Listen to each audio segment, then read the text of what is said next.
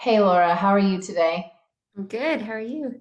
I'm doing good. Thanks so much for joining us and for spending a bit of your time with us on this lovely Saturday morning.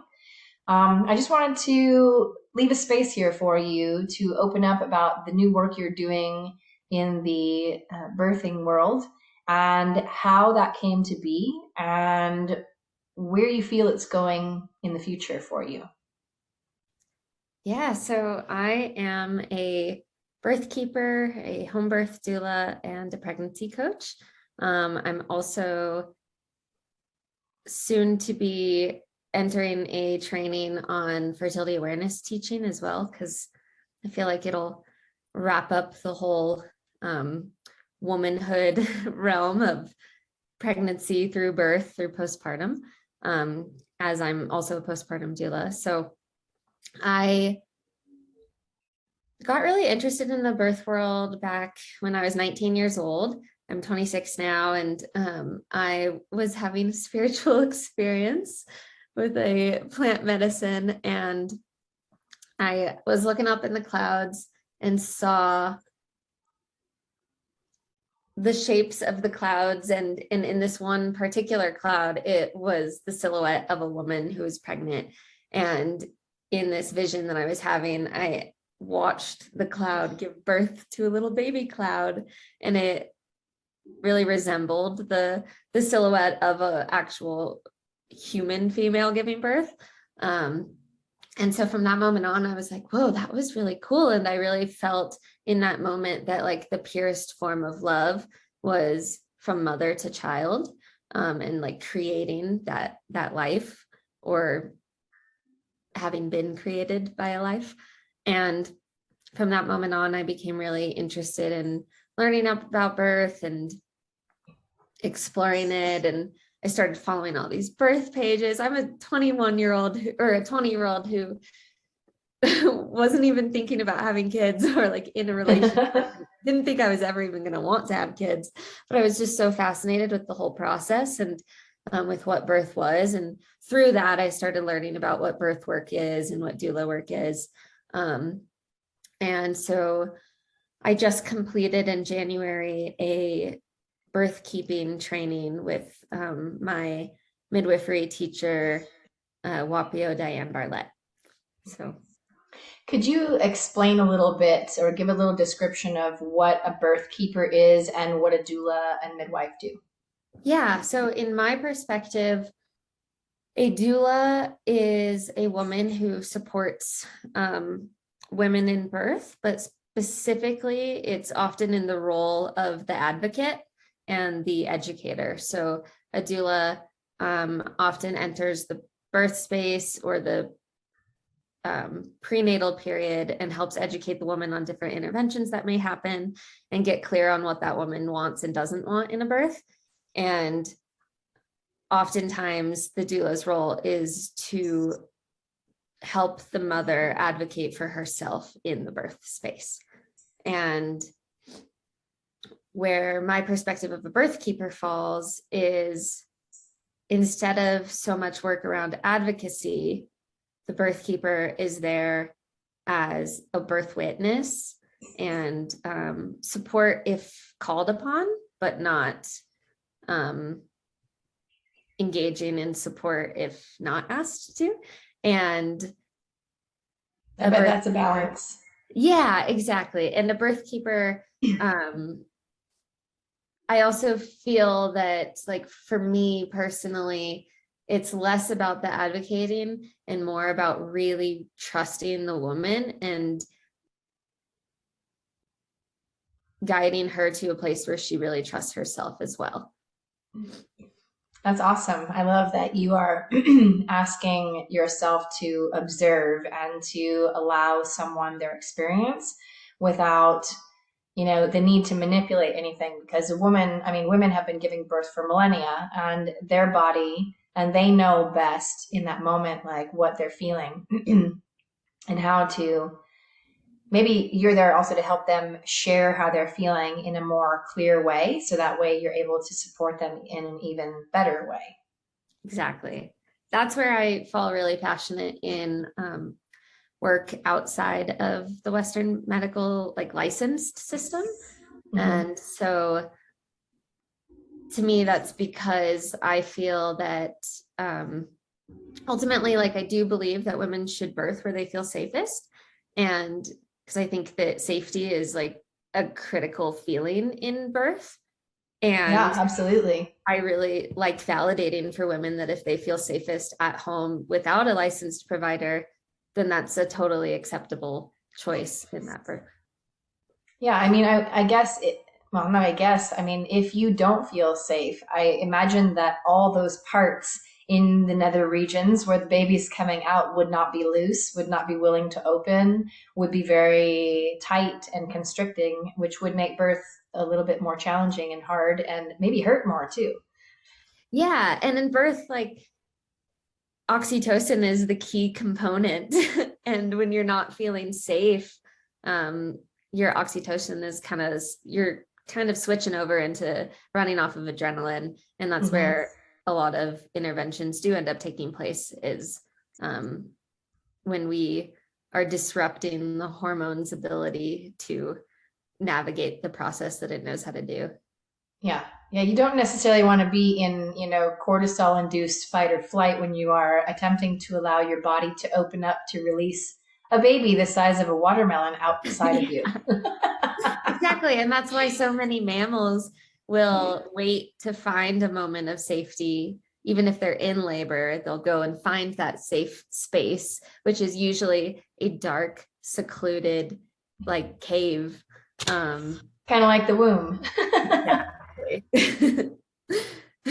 Oh, amazing. Amazing if we just like followed nature a little bit more and allowed ourselves to be the instinctual mammals, the animals that we are, that we don't need to be in some medical facility with, gray hospital lights shining above us, sitting on a table in a position that's more in like a reclined position, which is actually not the best way to give birth. Like what I've had some friends do home births. I haven't witnessed them. Like what, when you witnessed your first birth, when was that?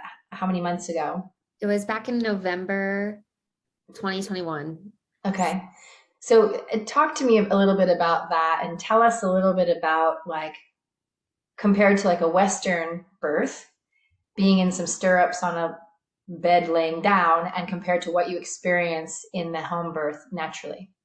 Yeah, so I'm really grateful that I have only ever seen the births outside of that Hmm. Western environment. But from my perception and from the stories that I've been told in the Western system, yeah, there's going to be consistent fetal monitoring. You may have an IV hooked up. Oftentimes, because there's a lot of like poking and prodding and wanting to check your cervix, like you are taken out of that altered state of birth that I've learned about through my midwifery teacher. And so when you're taken out of that altered state, you usually are oftentimes experiencing pain rather than sensation. And that is oftentimes when women want to opt for the epidural, which is a super valid choice. And there would probably be less of that if women were just less disturbed in birth and that they could breathe and go into that place. And so in the birth that I attended back in November, that first birth, this woman didn't have anyone checking on her or wanting to take blood pressure or fetal monitoring or checking her cervix to see how dilated she was. It was truly just letting her move through the sensations that she was experiencing and her contractions. And so she was able to put herself in different positions all over the house that helped facilitate her baby to eventually come out. And her baby did eventually come out on the toilet because, I mean, that's just a place that we are always releasing and your hips are open and you're Absolutely. upright. And so the baby can engage and like And the the belly pelvic can down open feeling. easily. Yeah. So, and that's not something that is often seen in hospitals. I think I've heard that women have given birth in the bathroom of the hospital room a few times, but usually not intentionally. And that's Yeah. not to say hers was intentional at all either. It was kind of just a moment where she thought maybe it'd be a good idea to go pee. And then lo and behold, she's on the toilet for 2 more hours because it ended up being a great position. Yeah. Yeah, like, A friend of mine was, when she gave birth at her house, they had a pool, they had a birthing pool that they had set up. And for the most part, she was in the birthing pool until yeah. the very end. And then she was sitting on a birthing stool and squatting. And her husband like caught the baby like a football. It came flying out, which is very interesting, the story that she told, because she had been in labor for probably like 4 days at this point. And the midwife lived in Santa Cruz, and she was in San Jose in California. And they called the midwife, and her husband was there. They were both chiropractors, so her husband actually checked her cervix for her and said, no, she's not dilated. So the midwife said, well, when you're ready, let me know. Let me know when you're dilated. And so they did. And so she showed up, and Angela, my friend, kept wanting to push. And the midwife said, no, you're not ready yet. Trust, listen to your body. You're not ready yet. I know it's been a long 4 days and you're not ready yet. You're going to have more pain if you do now. And so she listened. And then when she did finally push, the baby came out in like 30 minutes. Like, it was so fast. And she literally came like flying out, and Yeah, her husband had to catch the baby. Yeah. Yeah. I love that. And yeah, that birthing stool is so similar to the position that you would be on in the toilet. Mm-hmm. Yeah. I don't understand why these things have become, well, I do understand why, hospitals make money, doctors make money off of birth. You induce, you can do C-sections, that's even more money that they get for scheduling a C-section because the baby is late, past its due date. But that's not really true in my understanding. Like, that due date is really like an estimate or a guesstimate of, yes, baby should arrive at this point. This would probably be best time. And your body may not be ready, or your baby may not be ready to enter. Yeah. And when we trust birth, and when we trust women, and when we trust babies, we could trust that that baby is going to come when the baby feels that it's ready. And yeah, it's such an interesting thing, because I was hearing this the other day in another interview with another birth worker, and she talked about how, I can't remember who it was, but she said that there is no such thing as a necessary induction, because if an induction was actually an emergency, a true emergency, then they wouldn't induce you. You would just go straight into a C-section. Like, if it was a true emergency, there would be no point in inducing.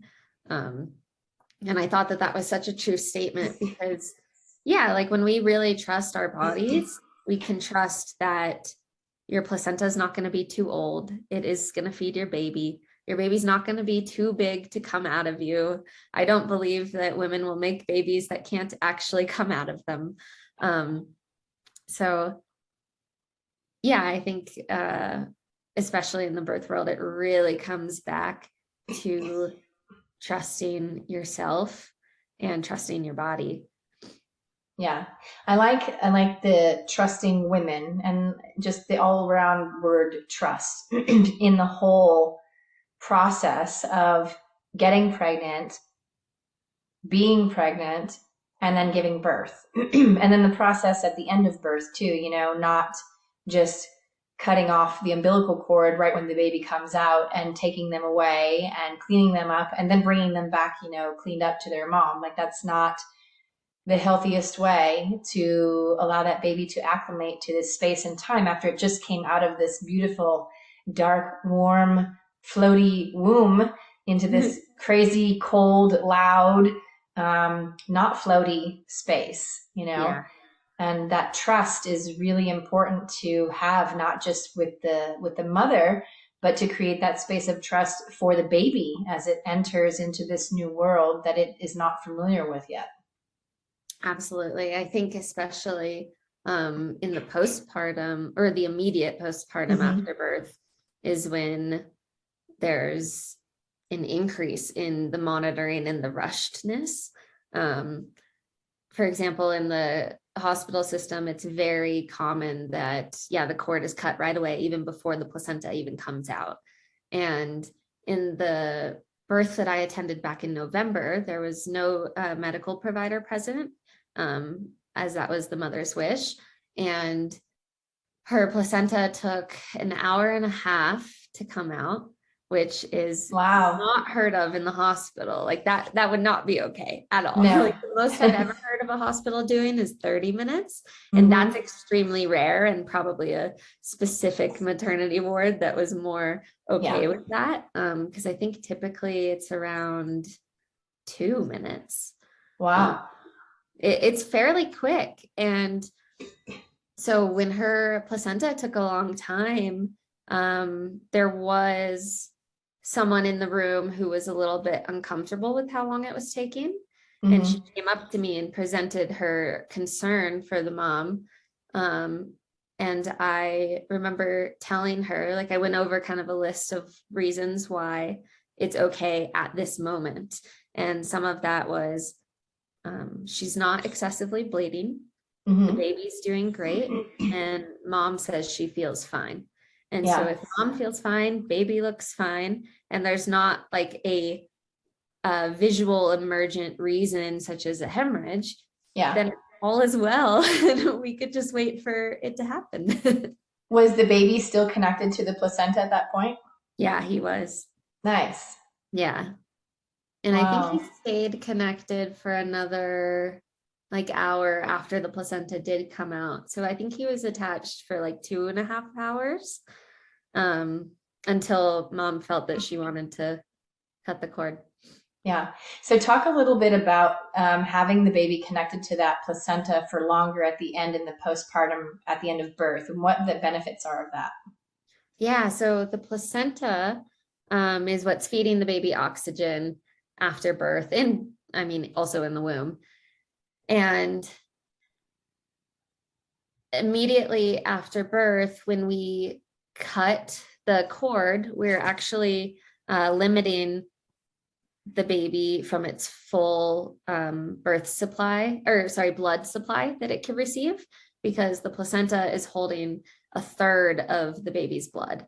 Wow, I didn't know that. Yeah, it's actually kind of crazy. And so when we wait for the cord to stop pulsing, like at the very least, that's what we should, don't like the word should, but Best at the very practice. least, that's like the best practice, is to wait for the cord to stop pulsing, and ultimately cut the cord whenever the parents feel like it's time. Mm-hmm. However,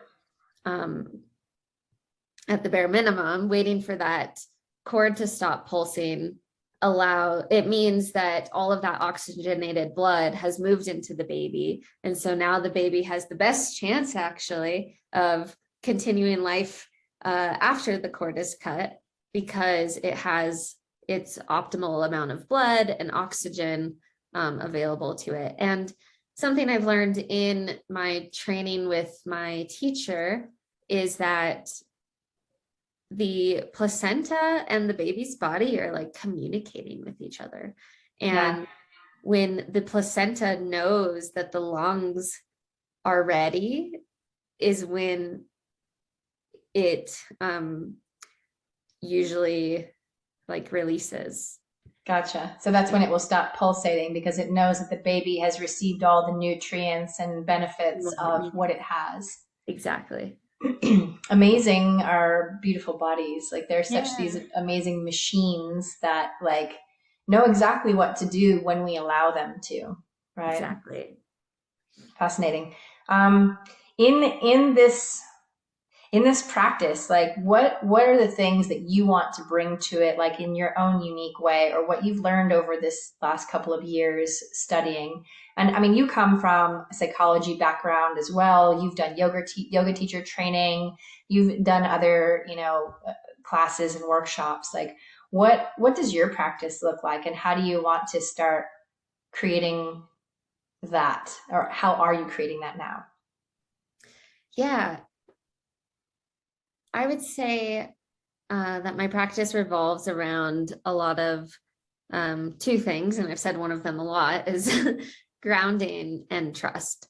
Mm-hmm. I feel like when we get to a place where we're grounded, we can enter the place of trusting ourselves, trusting life, trusting our bodies, whatever it is at that moment that we need to kind of lean into.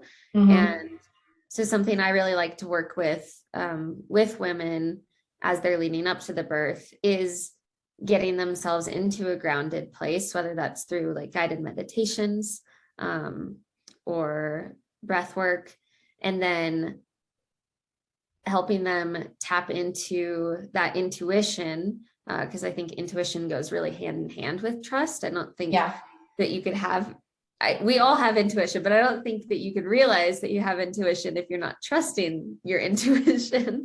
absolutely. Yeah. So that's something I like to work with women, is getting them to that place of groundedness, so that they could tap into that internal voice and into their intuition, and then trusting it and trusting that voice, Yeah. because it's not going to steer you wrong.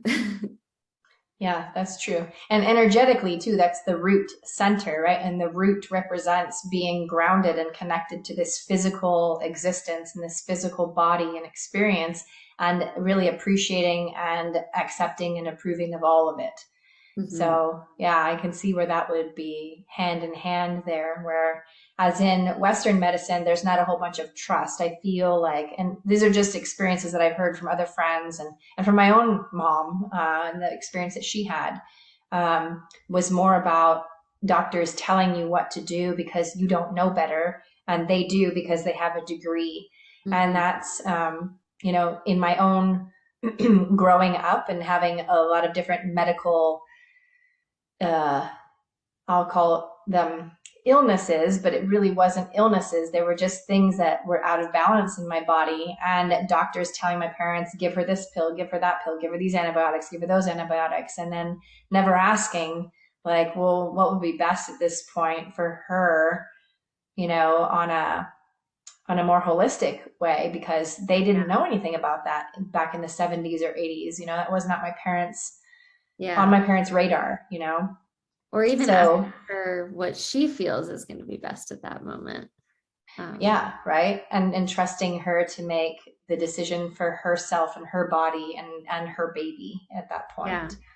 There was a So moment actually in that first birth that I attended where there was like a high adrenaline moment where both mom and dad were kind of freaking out about something. And the mom asked me, like, turned to me and said, like, what should I do? And I knew from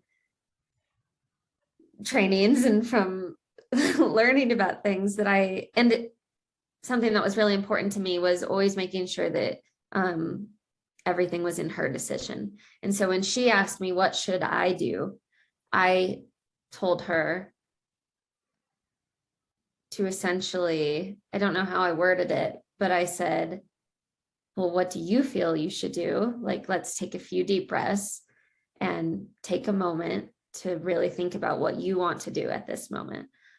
Because she was concerned on if she should transfer into the hospital or if she should stay home. And I'm not going to make that choice for a woman, because yeah, I don't know what's happening in their body. Only they know and their baby knows. And so when she had kind of like turned to me for that help, I was able to turn it back to her and remember and help her remember what she had wanted to do, hmm which is essentially she wanted to stay home. And so she took yeah, that moment to like breathe, look internally, ask herself, am I okay? And then she received the answer of like, yes, and then chose to continue going on as everything had been. yeah. Yeah. Yeah. So again, it comes back to, like you just said, feeling. How do you feel in this moment? What feels best for you to do in this moment?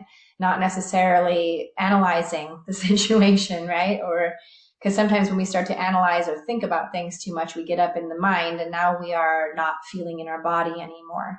And Yeah, once we stop feeling in our body, that's when we start to make decisions that are going to possibly create a more painful experience. absolutely. And when we don't take that moment to like breathe and like look inside for even a second. Yeah. Yeah. Yeah, definitely. I mean, and it really is sometimes just that split second of, okay, I'm really freaking out right now. I'm totally up in my head. Like that's paying attention. Like, where am I right now too? And then coming back and going, okay, well, if I really ask myself this question on this heart level and this feeling level, I will receive the answer that I am seeking every time, right? And the most beneficial answer every time. Um, and I love being the reminder for that of that for people too. Like you just said, I helped her to remember. I was there to help her remember what she had chosen to do, which was to have a home birth, and that was Yeah. what she wanted. And it's about remembering. It's not about, thinking about it. It's about remembering what we truly want and who we truly are in that moment. Yeah. Cool. How did you feel at the end of the birth? Like what were some of the emotions and or realizations that you had? I was definitely running on like an adrenaline high for I think 2 full days after. Because I mean mom's like got oxytocin the whole time. So she's running off of that energy. And as the witness, I'm running off of the adrenaline energy. But after all was said and done and baby was born, I felt immense clarity on everything that I had learned and felt and read and studied or heard up until that point for a year and a half, maybe, is when I had been actually like really learning about birth rather than just like kind of interested in hearing stories. Hmm. And so I really felt like this first birth was the culmination of everything I had learned from my teacher, Whapio, who, a little bit of a background, because I think it'll add value, is that Yeah. Whapio is, or was, because she has retired now, she was a underground, so unlicensed midwife for 40 years. And she just has, she's a true elder. Yeah. And she's a very like ethereal like woman when you hear her talk. And so there's many things that she says in all of the lessons and like teachings I received from her, many of which is that like one would be women can give birth, Yeah. that the altered state facilitates birth, that undisturbed birth is like optimal because when a woman is undisturbed, her body is able to go through the processes that it needs to. Yeah. Da, da, da, da. And so after that first birth, I really felt like it was the culmination of all of these things that I've learned and really came to like believe, but hadn't yet experienced to know as fact, I Yeah. guess. And so after like witnessing this birth, I really felt like, wow, it's true. Like women really can give birth without anybody there to tell Yeah. them how to. And so it was just this big clarity moment. And also I don't know, it really just filled me up with like love and joy for what I had just witnessed and for Hmm. what I want to continue moving into witnessing for other women. And yeah, I still get so like excited every time I talk about that first birth because it was a Yeah. big like life-changing moment. For sure. And yeah, just like truly showed me that like women know how to give birth and they know what position to put themselves in to help facilitate that. And their baby is like communicating with them in the womb. And it's this like beautiful sacred dance and it's all true. Like it Yeah. really is. It's life. So Yeah. Yeah. Yeah, when I moved out to the country in December, I live on an unpaved road, and my neighbors have acreage, between us. So some of them like 120 acres between us, and there's a lot of cows out here and horses and other farm animals. And one of the farmers down the road, he's probably got like 30, 40 cows on his land. And he was telling one of the neighbors that one of his heifers was going to give birth. And I was like, oh, well, do you bring her in to make sure she gives birth okay? He's like, no, they know how to give birth. Like I go out there and there's a new baby cow on the land whenever she's ready. And I was like, that makes sense. Because I was totally stuck in like, seeing in like documentaries or whatever on TV about, the horses giving birth and they're in the stall and people are helping the horse. And I was Yeah. like, wow, yeah, you actually don't need to do any of that. Like they didn't have humans before. Why would they need us now to help them give birth? Like they don't need our help. Nobody needs our help. I love hearing that because I think even in the animal world, it's kind of rare now. Mm-hmm. I know of some farmers who um, did assist their cow and like pulled on the legs of the baby cow as it was Yeah. coming out, and it's like, why? It would have came out. Yeah. Why are you rushing it? You're the one that's being Yeah. impatient, not the Mhm. cow. Yeah.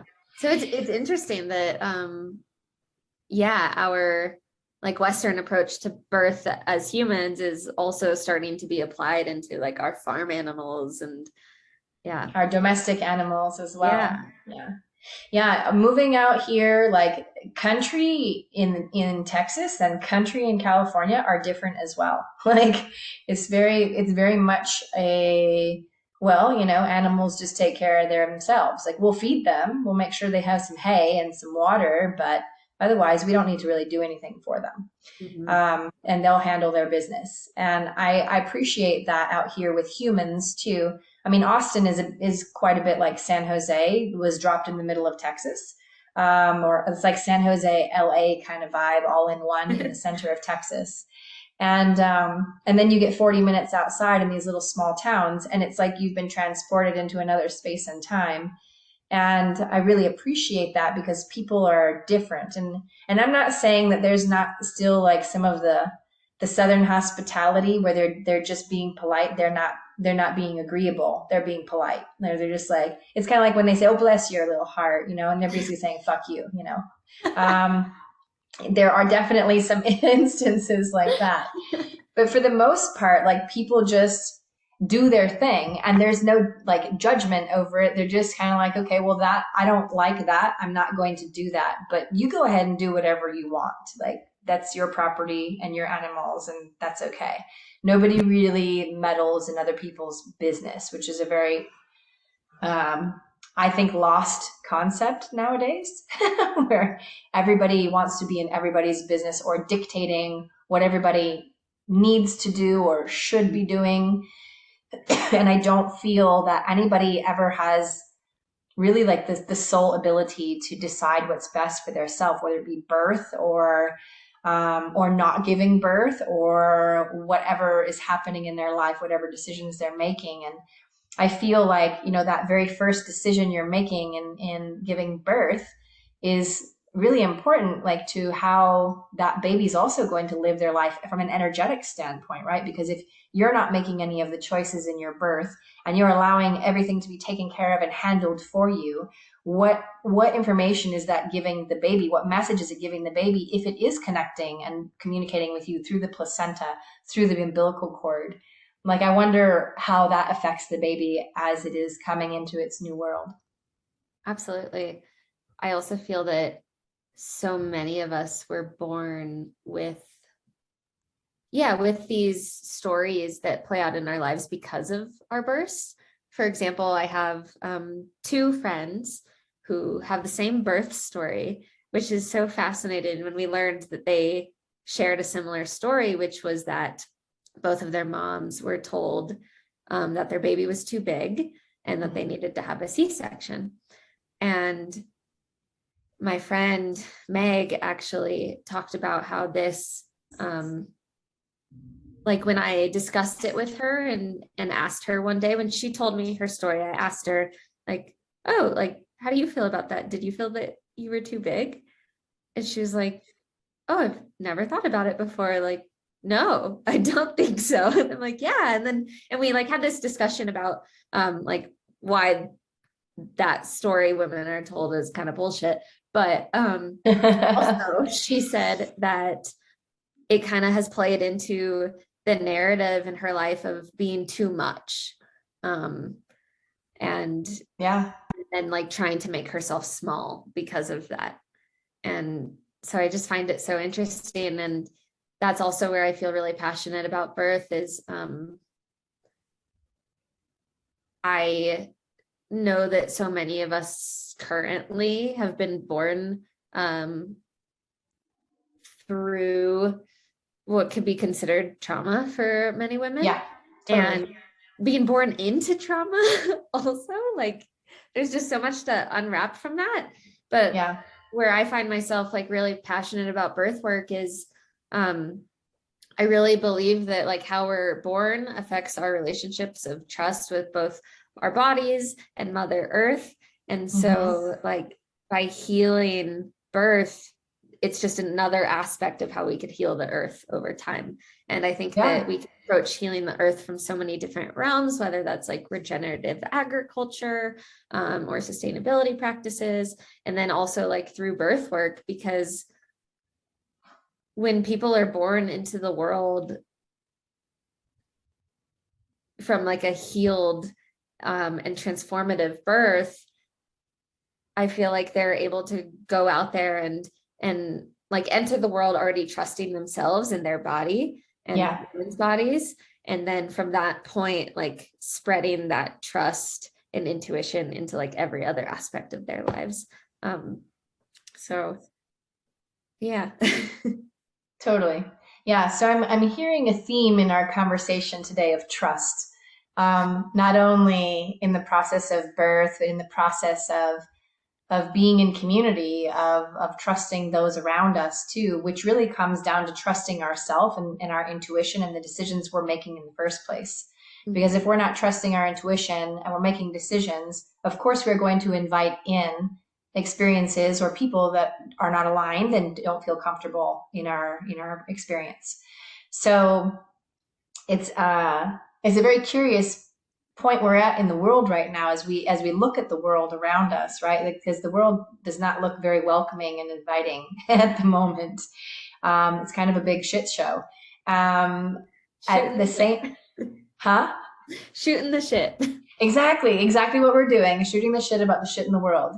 Like it's this very interesting thing that we're seeing, like after this whole experience with COVID and lockdown and all these things happening, how there's really become more of a a clear, like a line in the sand between like this side and that side, and who believes what and how it's dictating how they live their life, and how I don't really live in the same world as like my parents do. Like my parents have a totally different vision and version of the world that they're living in right now than I do. And when we have conversations, I'm listening a lot and not saying a lot because I don't even know like what planet they live on at the moment. I'm just like, I don't know. I don't know what you're talking about. Okay, cool. Like you live there. Does that feel good to live there? The stories that you're telling me about the place that you live in, does it feel good? And they're like, no. And I'm like, well, then stop telling those stories. Stop living in those stories. Like I'm very aware that things exist on this planet, and I also don't focus on them and I don't live in them. They're not what dictate my experience. And so, when we start to dictate other people's experiences and tell people whether they are too much or not enough, or not able to do something because of what we see as wrong or right, then none of us are able to really manage ourselves in a healthy or loving way, because we don't feel, number one, worthy of it. We don't feel good enough. And then again, like you said, that carries on into the rest of our life. So if baby comes into the world with that idea too, yeah, I mean, look at the programming that we receive between the ages of 0 and 7, because we're in theta brainwave state that whole time, is dictating how we will live the rest of our life. So I'm damn sure I want to come in through birth, through that canal, in the most gentle, fluid, quiet, and loving way. And to me, having somebody, or a bunch of people surrounding my vagina, with big crazy lights on and monitors and beeping and fluids and all this stuff, like, this does not sound like a pleasant place for me to live in. And that's what, I mean, Western medicine, like we were saying earlier before we got on the call, Western medicine serves a purpose, and there's a time and a place. And birth is not always, it's not necessary for birth to be in that place always. Yeah. I think this is where the quote, birth is not a medical event, comes in. No. Because it's very much been treated as a medical event. Even pregnancy is treated as a medical event, with needing to confirm you're pregnant via a pregnancy stick. And then from that point on, going to the doctor and having them like confirm that you're pregnant with the ultrasound, and then take all these tests and let you know if you're a healthy pregnant woman or not. And yeah, it's like we've kind of gotten lost in our way at the moment of believing that pregnancy and birth are medical events, and really it's quite the opposite. It's just an example of life, and there are times in which it may become a medical event. Yes. And it's so rare when that does happen, if that woman is allowed to, I don't even like the word allowed, but if that woman is able to make her own decisions and trust herself. I really feel that if a woman is in touch with her intuition, she'll know if something's wrong, and then she'll know when she wants to go seek that external help. In the system. Yeah. Well, I usually ask people, do you feel that you're living in your purpose? And by our conversation today, I'm pretty sure you are living in your purpose. Correct me if I'm wrong. I would say I'm living in my purpose. I think I'm continuously always moving more and more towards it. Yeah. Yeah. I remember when we met years ago, when we were sitting in my office in San Jose, having a conversation about going to Mexico and spending time there on a retreat. And I just remember,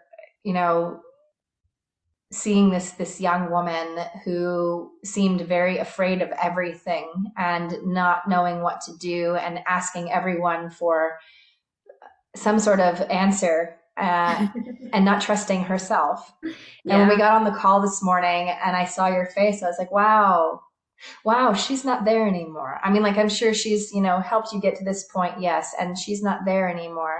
It was really lovely to see how far you've come, and just energetically seeing how much you have changed and allowed yourself to come into your power, and to allow yourself to be in your purpose, even though if at first it scared the shit out of you to think about doing this, even though you had not given birth yet. And maybe some of the feelings of not enough that come along with that too, if people were questioning your skills as a woman who had not given birth, which is completely irrelevant, because it's not about giving birth. It's about trusting yourself and your intuition, and trusting that you are in your purpose and that you are living it fully, and continuing to hone your skills and to be open and listening to your inner voice, your higher self, your source, whatever that is, and following it no matter what anybody outside of you says, because whatever people around you say is none of your fucking business, right? You go with what feels best for you.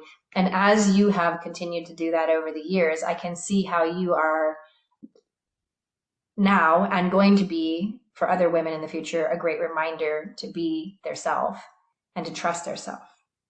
So I just want to acknowledge you and honor you in that respect, and for carrying on this tradition that has been kind of pushed to the wayside because of Western medicine, and I feel is now coming back, because people are starting to want to just pick up and move out to the country because they're tired of the rat race.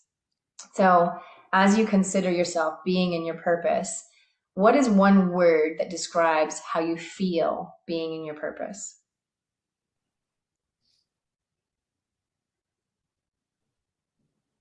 I'd say alive. Alive. Awesome. Feel fully alive. Yeah. Nice. Yeah, alive is a good thing when you're being human. Yeah. I want to feel alive. Yeah, every day, every day. And Yeah. really, if you get to be in your purpose every day as your livelihood or your job, in quotations there, then really we have succeeded, right? And whatever success is for anybody else, it's all up for interpretation. And if you are enjoying yourself and you feel alive in what you're doing every day, then you have succeeded in being human. And that's really all there is to it. Absolutely. I love Right that. on.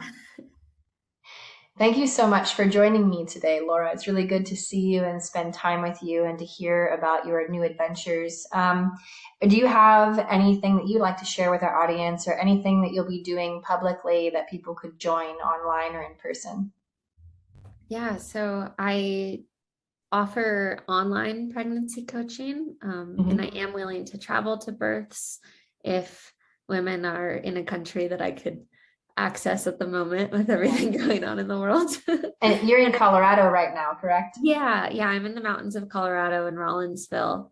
Um, so I can offer online pregnancy coaching. I will travel to births. I also um, will be able to offer fertility awareness teaching for women who are either wanting to use it as a way to get pregnant or as contraception. Mm-hmm. That's something a little bit down the line. And then I also have a free offering called the Guide to Sovereign Birth on my website. Awesome. It will be up in about a week. It's not on there currently, but Okay. yeah. Well, what is the website's name? Yeah, so my website is mothersgaiabirthkeeping.com. So it's Okay. mothers plural, Gaia, Gaia, birthkeeping. Okay. Yeah. Great. Well, we'll keep a lookout for that. And I'll also put that in the blurb on the website for the podcast when I post it. Awesome. Again, thanks so much for joining us today. And I wish you all the best and look forward to hearing more adventures from you in the future. Yeah, thank you, Jess. Take care. Love you. Love you too.